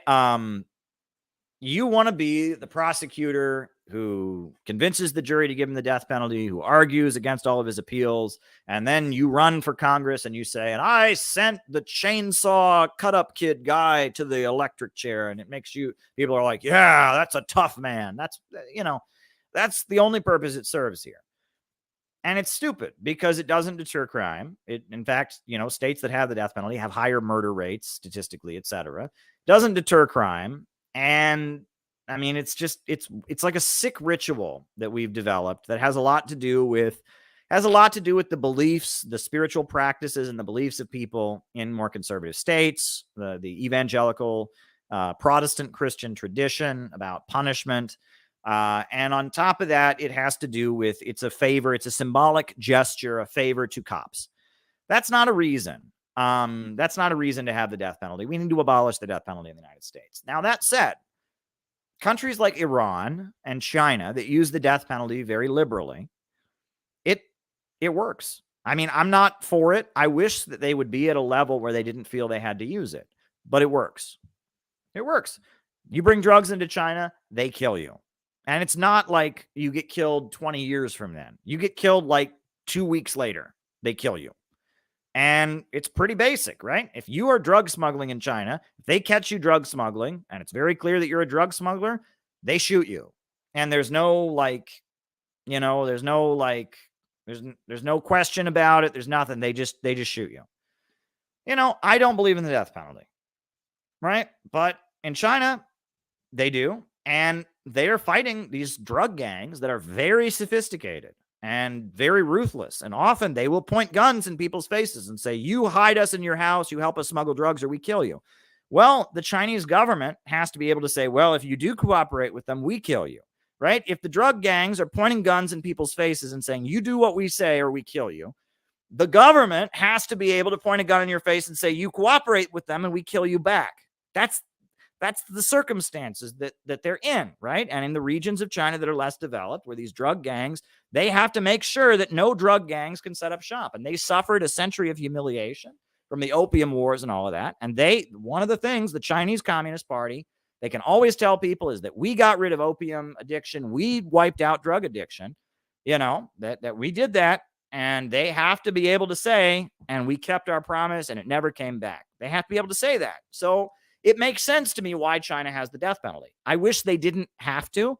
And I mean, I'm against the death penalty. It sickens me, but it makes sense to me why they have it. And they do it in a way that it serves a purpose. It's not symbolic. It's not a favor to the Chinese police. It's not, you know, about politicians getting reelected because they fried a bastard. It's not that at all. There are drug gangs that are very ruthless and vicious. You work with them, we kill you. And that is a very effective way of making sure they never set up shop in the country. And, you know, the same, you know, Iran, same kind of thing. You know what I mean? You know, murder, you know, if you're involved in one of these groups that's smuggling heroin into Iran, if you're involved in one of these Islamic separatist groups, like the Jindullah that wants to separate the Sunni regions of Iran, you're involved in one of those groups that bombs and kidnaps and tortures people. You're involved in that. They catch you involved in that. They hang you on a crane. And it's pretty simple. You work with those people, we hang you on a crane. You want to get hanged on a crane? Don't work with those people. You know? And it's pretty brutal and it's awful. And I wish that Iran didn't feel a need to do that, but it makes sense. It works. And again, they're up against terrorist groups that show up at people.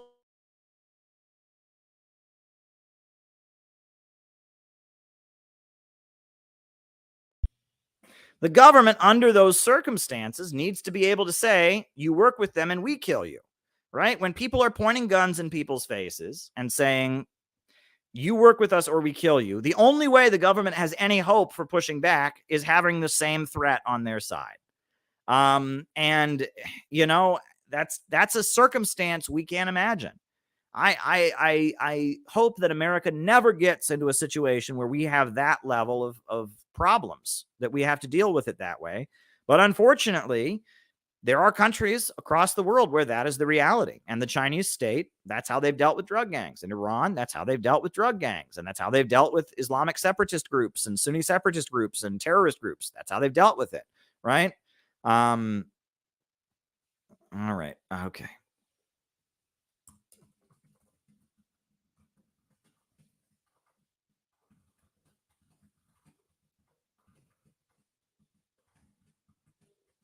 Okay. All right. So there we go.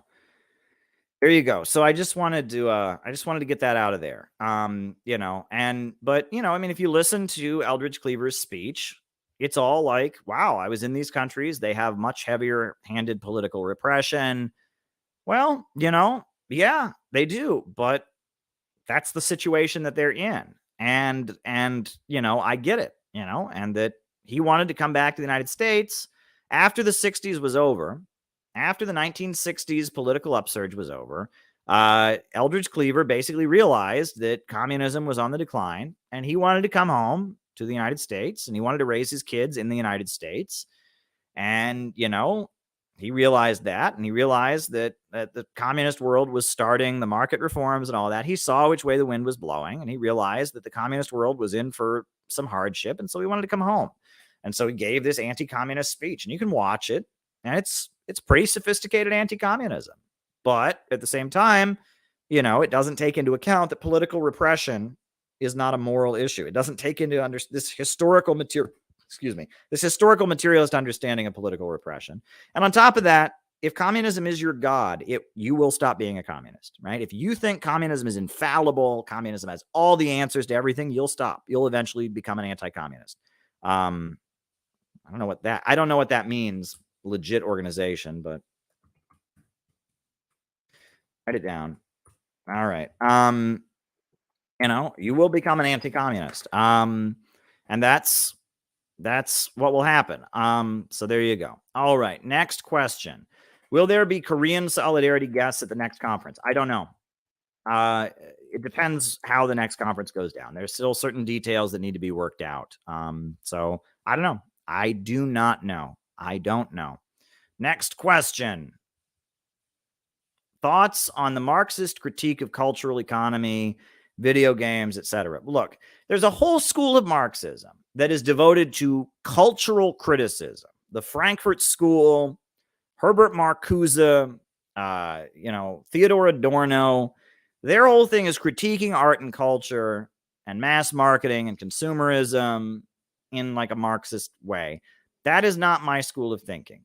Now, I generally urge people when they go to the movies to remember what Mao said, that all art has a political line. There is no art for art's sake. All art is of a political nature. I do urge people to look at what the movie is actually saying.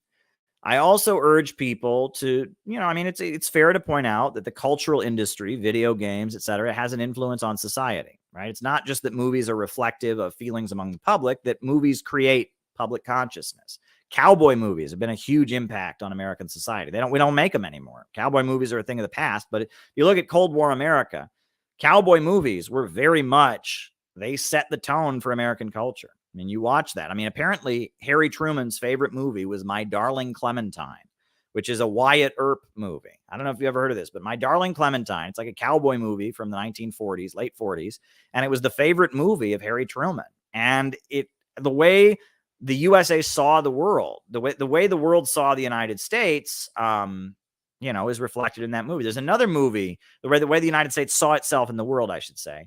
There's another movie called The Man Who Shot Liberty Valance. And that's a movie about a clash between, in a lot of ways, it shows a fight between Nixon and the Cold War liberals.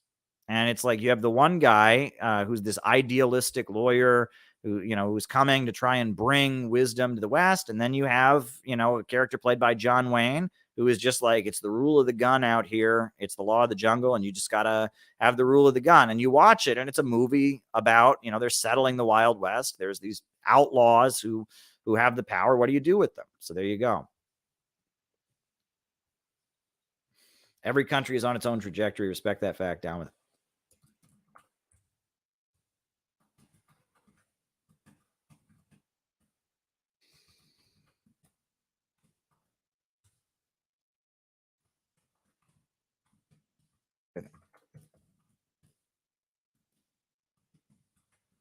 All righty.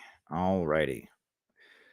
So, yeah, I mean, I don't know. I mean, I think movies are a great way. Movies, novels, that's a great way of engaging with people about politics. That people that often, they won't be able to follow what you're saying. When you talk, they don't know all the political events. But if you talk about this movie with them, it's a way of getting. I've noticed that by engaging with people about what a movie is saying politically, you can have some very engaging conversations.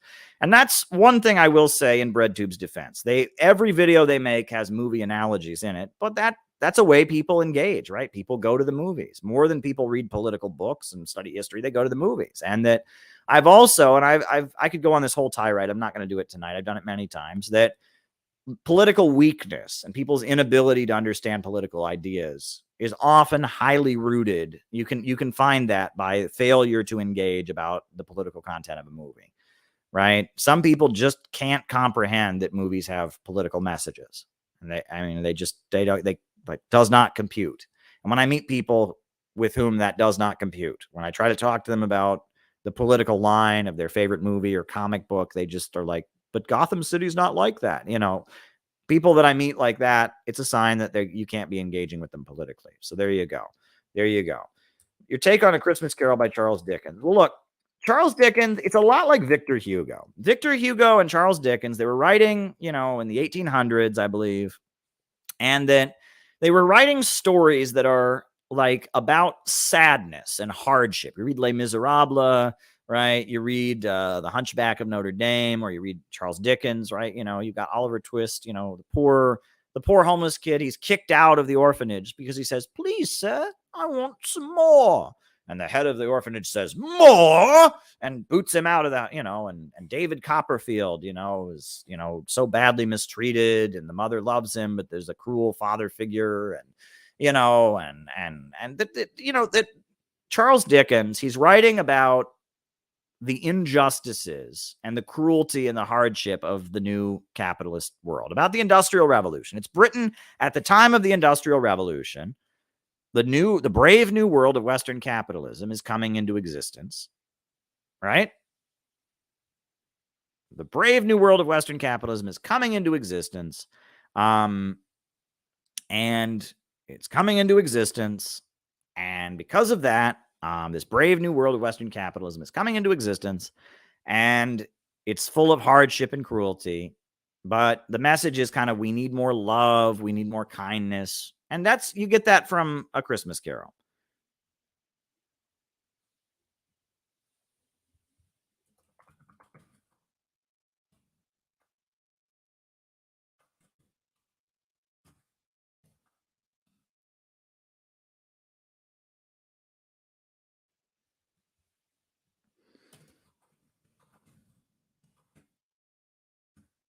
All right.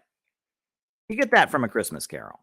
From A Christmas Carol, you get, right, this guy, he's this harsh, money lender, and, he's kicking people out of their homes, and he's mean to his employees. And then he's visited by some ghosts that say, "Wow, look at your life. You've been so obsessed with money, it ruined your marriage, and you never got married because you were just too obsessed with work, and you never got married, and you've never had any good relationships. And, and now this year, look, all the people really hate you because you're so mean to them, and you're going to die. The Ghost of Christmas Future shows them you're going to die, and no one's going to care about you because you're so stingy and mean and selfish." And so he wakes up from his dream a changed man, and he goes out and he does really, really nice things to children, and he starts feeding people. He becomes a good person, right? That he was a mean guy. He was a mean, evil capitalist who didn't have any care for anybody. And, 3 ghosts visited him and woke him up to realize, don't act that way. And so he becomes a nice guy, right? And the message is that even though this brave new world of capitalism, of the Industrial Revolution, is so full of heartlessness, there's still Christmas time. And Christmas time is when you spend time with family, you celebrate, you do charitable, kind things. It's trying to give humanity to the dark world that emerged during the Industrial Revolution. Right. And a lot of the popular writing from that era is, has a similar message. Frankenstein, Frankenstein. I always tell people the message of Frankenstein is very similar, right? You know, it's about technological advancement. They go so far, they do something that's never been done before. They synthetically create a person, but the person is never given love, and so it becomes a monster, right? The doctor is horrified by his own creation because it never gave it the love and affection that all people need. It's saying that we don't have love and affection, we don't have kindness in our hearts, and that this capitalist world that's created, even though it's technologically advancing, we've lost some of our humanity. Man's inhumanity to man has escalated, and the message is not a socialist one. It's not a revolutionary message. It's not we should rise up and have socialism. It's rather, can't we all be kind and religious and compassionate and, you know, be nice people, right? That's basically what you get out of Charles Dickens. And yeah, I think that's A Christmas Carol. You get that out of Oliver Twist. You get that out of all the Dickens stuff. You get that, right? So there you go. When will Mexico build a wall to keep all of us out? Well, I don't know. I feel like Mexico wants, American investment and business to go on, and American tourists spend a lot of money there. So, maybe things in the USA will deteriorate to the point that they want to keep us out. But I feel like it'll be a while. Right? They still want American tourists flying to Cancun and stuff like that. So there you go. Can you please explain how Malthus' theories are wrong because he did not account for peak oil? Well, look, Malthusianism, this is the point I've always made about Malthusianism, is, again, well, Malthus, you have to remember, Malthus wrote a book, an essay on the principle of population. And he basically just argued that the population outstrips the food supply, that there's too many people and there's not enough food to feed them. And so you have societal unrest, that the French Revolution was caused by was caused by a lack of food created by overpopulation. And so we need to control the population to make sure events like the French Revolution don't happen. That's basically what he was saying. He was the first one to coin the concept of overpopulation, right?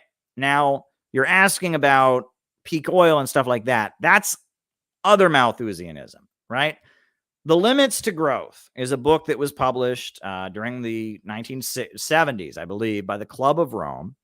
And it argued in the early 70s that we were going to run out of oil, we were going to run out of natural gas, we were going to run out of minerals by a certain year. And like in the mid-90s, the world was going to suffer from a big ecological crisis because we wouldn't have enough natural resources anymore, and that there's a limit to growth.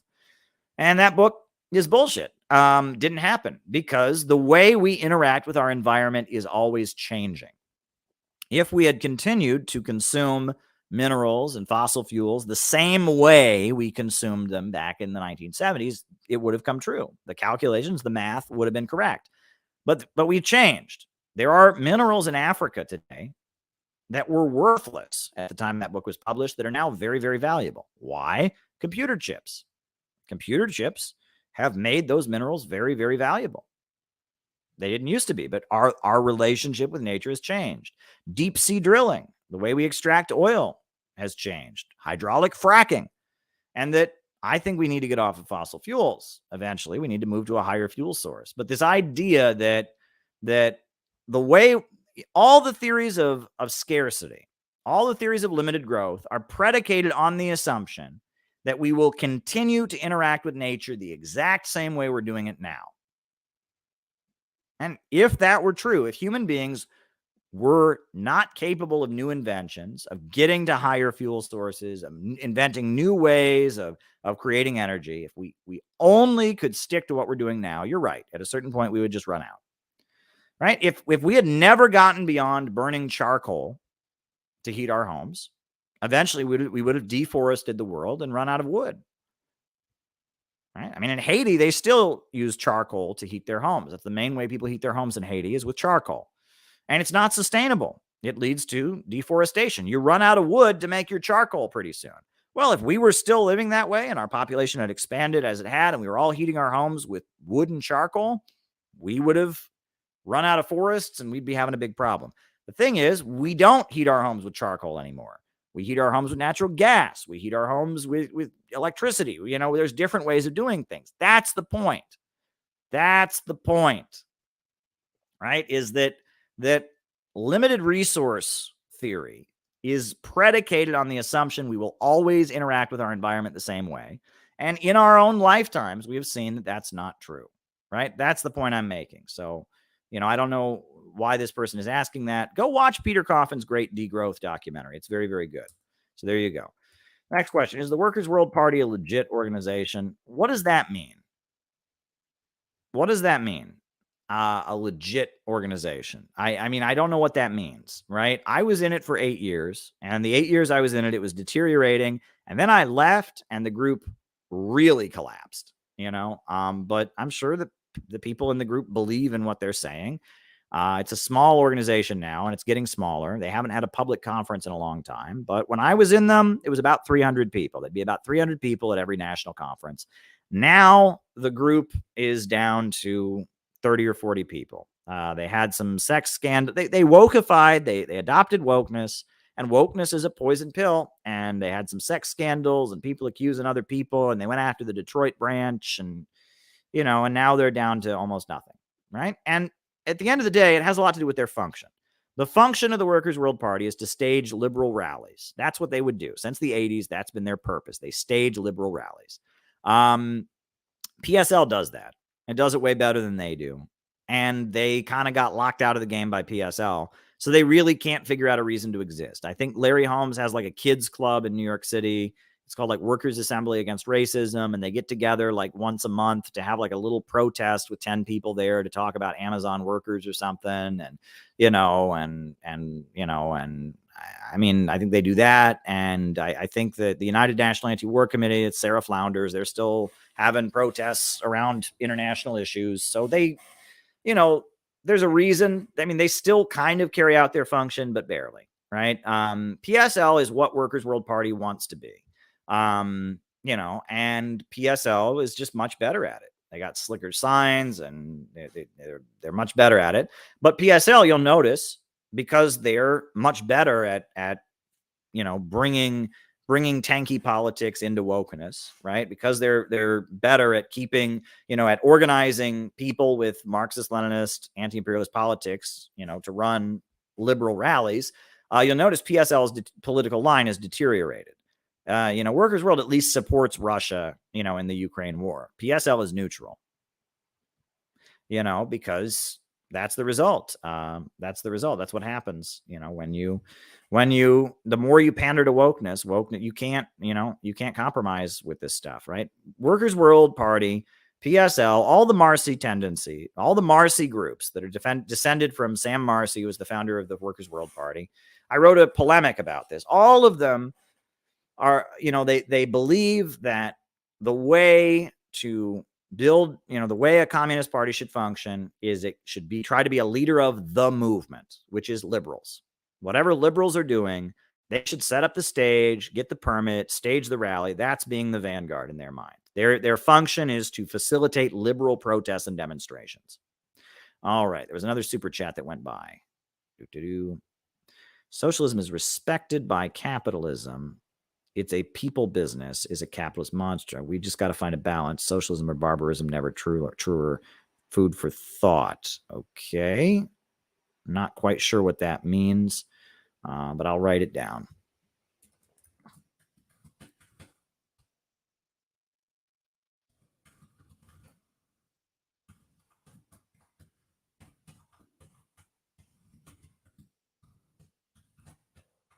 Okay. All right. So the next question I got, the next super chat I received, someone said, works of Leo Strauss corrupted by many European communists in the 80s, turning them into right-wing liberals. How is that possible? Okay.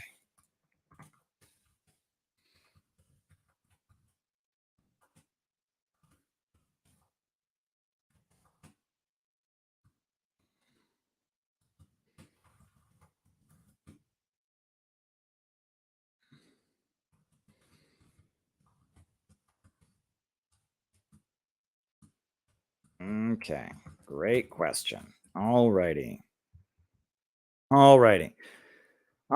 So this person wrote, every country is on its own trajectory. Respect that fact. Down with the Anglo-Saxon imperialists. Well, I mean, I guess I agree. I don't know why Anglo-Saxon. I mean, Anglo-Saxon, that refers to English people, right? I mean, you'll read Ivanhoe. In England in like 1300, there was a big rivalry between Normans and Saxons or Anglo-Saxons. It was like tribal groups that laid the basis for English people. And then there's Welsh people, there's Scots. I mean, Western capitalism, I mean, you can argue that Britain was the first major imperialist power, and, I talk about Anglo-imperialism, etc. But, it's weird because apparently like that's the big thing that now all these like woke people are saying, that Anglo-Saxon is code for white people. And that means you're a white supremacist. But it's weird because it's like, most white people are not Anglo-Saxons, right? Anglo-Saxons, that's like one of the ethnicities that made up English people. English people are Normans and Anglo-Saxons, right? And then that doesn't include the Welsh. That doesn't include the Scots. It doesn't include the Irish, and then like most white people, there's Germans, French people, and like the Normans, they're from Normandy, they're French. I mean, the more you dig into that, like Anglo-Saxon is not a thing. Like, I mean, it's like the percentage. I mean, no one nowadays can really say they're Anglo-Saxon. I mean, the term, they're talking about WASPs, very, very wealthy New England families. They're white Anglo-Saxon Protestants, meaning that they are very English in their heritage and they are not Catholic and they're white. And it's like, okay, but it's like, I wonder how many of the people we would consider to be WASPs, right? You think about like these families that have been at Harvard at millions of years, like the Bush family, the Bush family, it's Connecticut, New England, old money, Nixon, people like that. How many of them actually are WASPs if you really dig into them? Was Richard Nixon a WASP? Was Bush, I guess, was a WASP, right? So I don't know. I mean, it's, Anglo refers to English or British, right? But, Anglo-Saxon, I understand like some of the right-wing people are using that as a term. It's like a thing now among like right-wing people, but it's also like now because right-wing people use it, now all these stupid like, oh, we got to stop fascism. The ContraPoints types now accuse like I think the important thing for you to take from this is the fact that I read that super chat out loud and said Anglo-Saxon proves I'm a Nazi. The fact that I even had this conversation proves I'm a Nazi. BreadTube, go clip this and say, Caleb on his stream, he said the word Anglo-Saxon 14 times. That proves he's a Nazi because that's an alt-right term. He's a Nazi. It's the dumbest thing. So, I mean, this is the level of our discourse, right? The word Anglo-Saxon actually has meaning, and it's pretty irrelevant in our modern world. But there are some people on the right using it, and therefore the left, which can't engage with ideas, but just wants to point at people, they decide that anyone who says it is a Nazi. And it's whatever. Next question. All right. Turkey withdrawing from Syria after talks with Russia. And why do they condemn the Kurdistan Workers' Party? Well, the KWP is a terrorist organization in Turkey, right? Turkey has designated Kurds who want to break Kurdish regions of Turkey away from the government. They are designated as terrorists. And there's been a military struggle between the Turkish government and them that goes back many, many decades. And those who believe in a Turkish state, those who follow Kemal Ataturk and the founding of Turkey, they are very, very firmly opposed. They are very, very firmly opposed to any Kurdish separatist groups. So any government that wants to have a relationship with Turkey is going to have to, that's like the first thing they're going to demand is that you denounce them. Now, the Kurdish forces in Syria, the United States says that they are separate from the Kurdish forces in Turkey. Turkey maintains they're the same. So there you go. All righty. Yeah, that's there you go. All right, next question. Socialism is respected by capitalism. We got to find a balance, food for thought. Well, that's a thing you hear a lot. People will say, well, look, we have a post office. We have Social Security. Those are socialistic. And then we have private companies like McDonald's and Amazon, and that's capitalism. We just have to find a balance. Well, that's not understanding what socialism is. China is a socialist country, and they have a big market sector. But at the end of the day, profits are not in command of the Chinese economy. The Chinese economy is run by the Communist Party. They make 5-year economic plans. They subsidize different businesses. They go to private businesses and tell them what to do. They have a huge amount of state-run industry. The state controls banking, right? And so in China, even though there's a big private sector, profits are not in command. Frederick Engels defined capitalism. He said, under capitalism, the means of production only function as preliminary transformation into capital. Marx talked about the anarchy of production. Mao said, under capitalism, profits are in command. Socialism is when profits are not in command. It's not state ownership. It's not welfare programs. It's not when the government does stuff. It's why is the economy function? If the economy is functioning according to the chaos of the market, the anarchy of production, that's capitalism. If the economy overall is functioning according to the vision of state central planners, that's socialism. And the USA has a big we have a welfare state, not as big as the European welfare states. We have a government sector, we have a post office, etc. But the economy is still run by profits. Profits are in command. So it's not a mixture of capitalism and socialism, it's capitalism.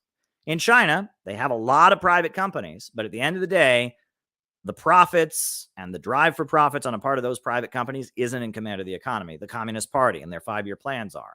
So because of that, it's socialism.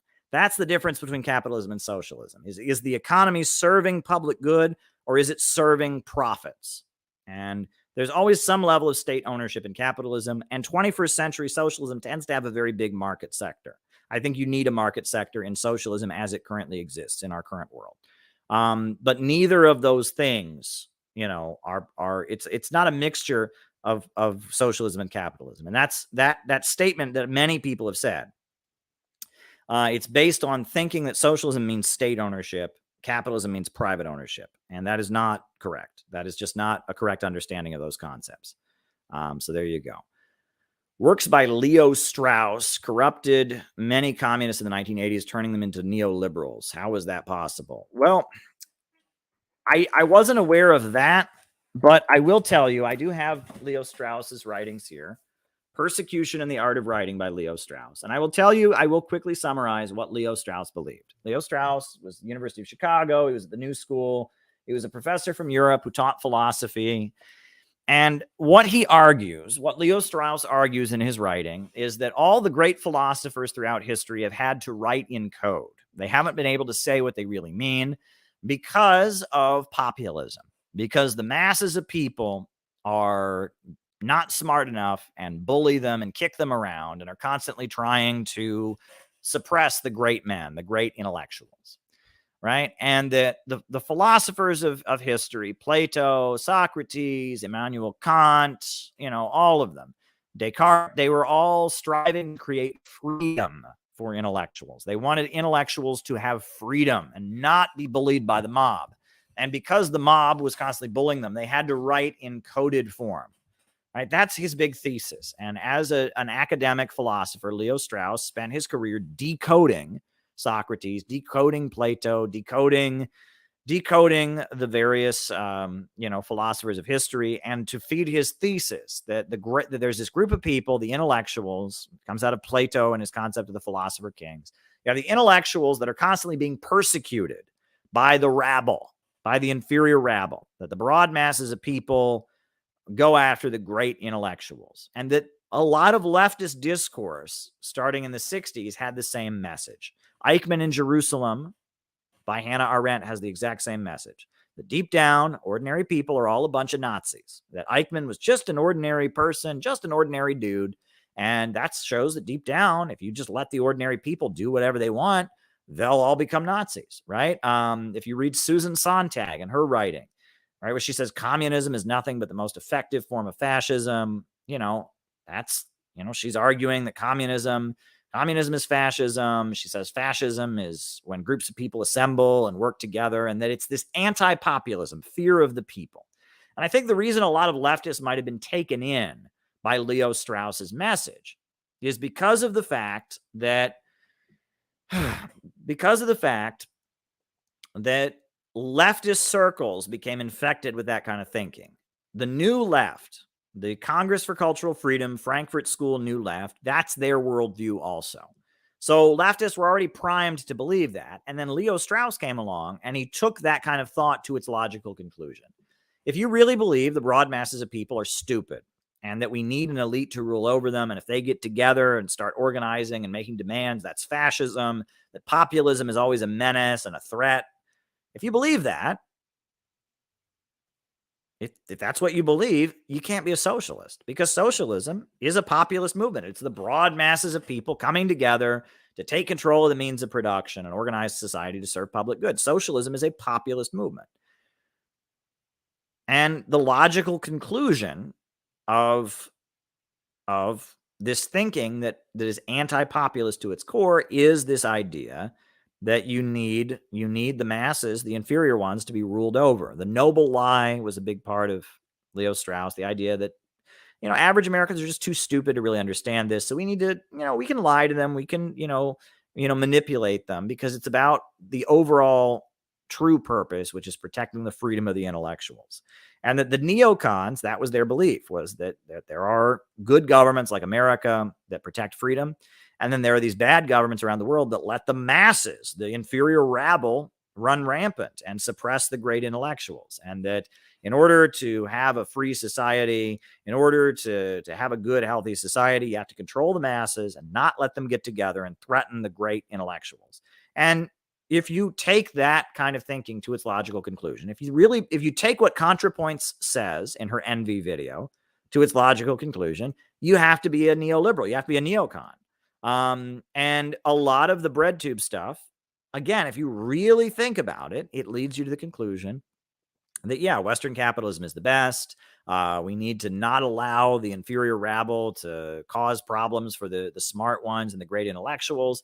It leads to a mindset where the people are the enemy. And that's the essence of what is believed by Leo Strauss and the neocons. It's also what's believed by the synthetic left. The idea is that they think the people are the enemy. And because of that, because they think the people are the enemy, any movement that mobilizes the people and brings them into the political process is viewed as dangerous. And that's why. Do you remember the new millennium when it happened? Sure, I was a kid. I remember we had a party at our house, and that everyone was worried about Y2K.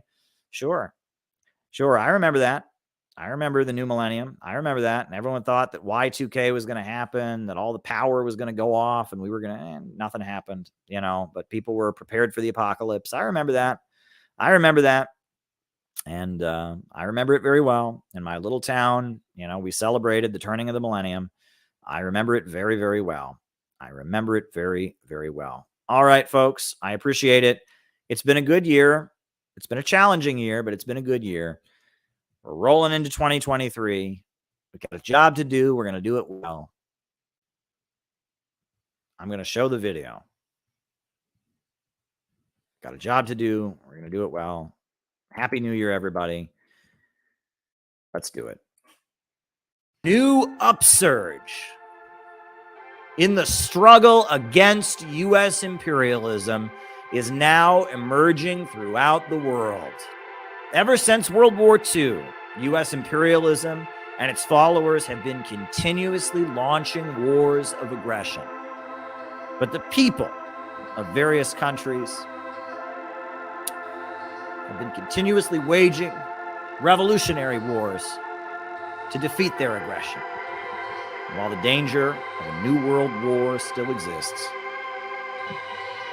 and the people of all countries must get prepared, revolution is the main trend in the world today.